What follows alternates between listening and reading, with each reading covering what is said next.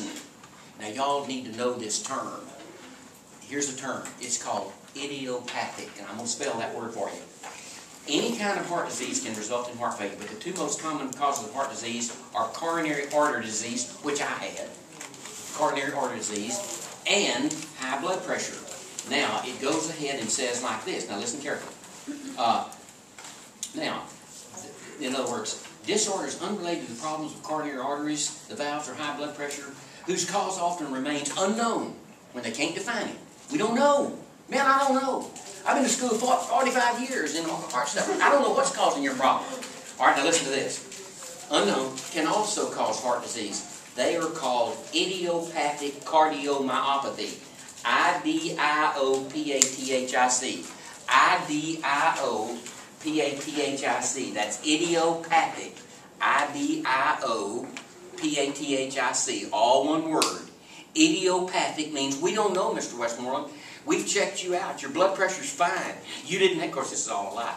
You never had high blood pressure. You never had we don't know what's causing your problem. Idiopathic. And they use the term idiopathic cardiomyopathy. And you just spell it like it sounds. Cardio, all that's two words. Idiopathic, one word. Cardiomyopathy. C-A-R-D-I-O. Cardio, M-Y-O-P-A-T-H-I-E. Cardiomyopathy. Which means disease of the heart muscle with unknown cause. So even the experts sometimes can't tell you why. They can't tell you why sometimes. Most of the time they can, though. Most of the time they can. Most of the time. Like in your friend, Jenny. This girl was, you're at 19? I'm 20, but she had it like in junior high. Yeah. Did now right again, did they ever give her a reason? Did they? Sure. Yeah, okay. They say, if they can't come up with a reason, they say, genetics. Genetics, falls back on them. Because a girl in junior high having something like that, my God, that's out to lunch. That's out there. That's out there. Was she of normal size? Normal size, all that? Huh? Medium build?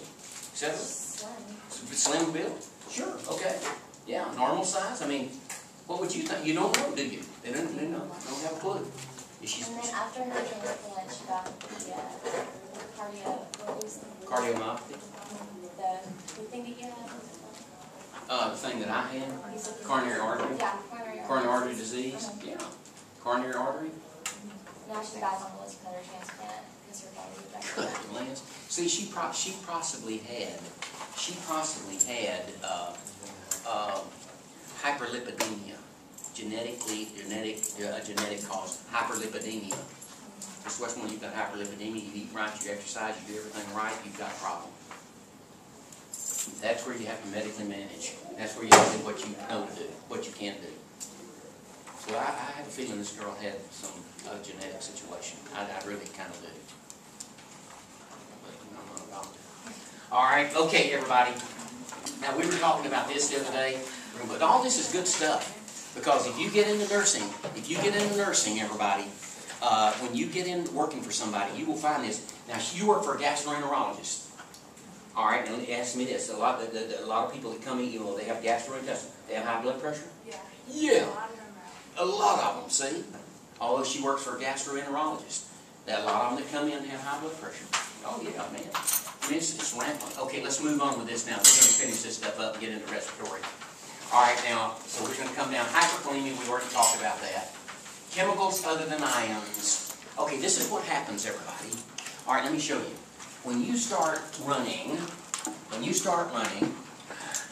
all right, we have CO2 plus H2O yields H2CO3. And H2CO3 will ionize into H plus HCO3. Now, these will elevate under aerobics. That will elevate. And the CO2, the carbon dioxide, cell respiration increases. And the byproducts of cell respiration are CO2 plus H2O. That CO2 and H2O diffuse out of the cell. They combine to form carbonic acid, H2CO3. This quickly ionizes inside cells under the influence of an enzyme called carbonic anhydrase. to release hydrogen ions. Most of the hydrogen is bound up by hemoglobin, HHB, which we're going to cover that in respiration. But hydrogen, when the CO2 increases, that's really telling you in a roundabout way, when CO2 levels increase, that's telling you in a roundabout way that the hydrogen ion content is going up in the blood. And the hydrogen ion content has a direct effect on the pacemaker. And so right here, increasing carbon dioxide, and okay, it results, and that's just simply going to say right there, let me get that, okay, carbon dioxide or the hydrogen inhibits the cardio-inhibitory, and the heart rate increases. In other words, it has an inhibitory, let me go back, I'm sorry. It has an inhibitory effect. It has an inhibitory effect on the cardio-inhibitory. That's to slow down heart rate. And the cardio-accelerator kind of overrides, and also the pacemaker, everything speeds up. And that's the carbon dioxide. That will make your heart rate go up, and that's what you see when you run.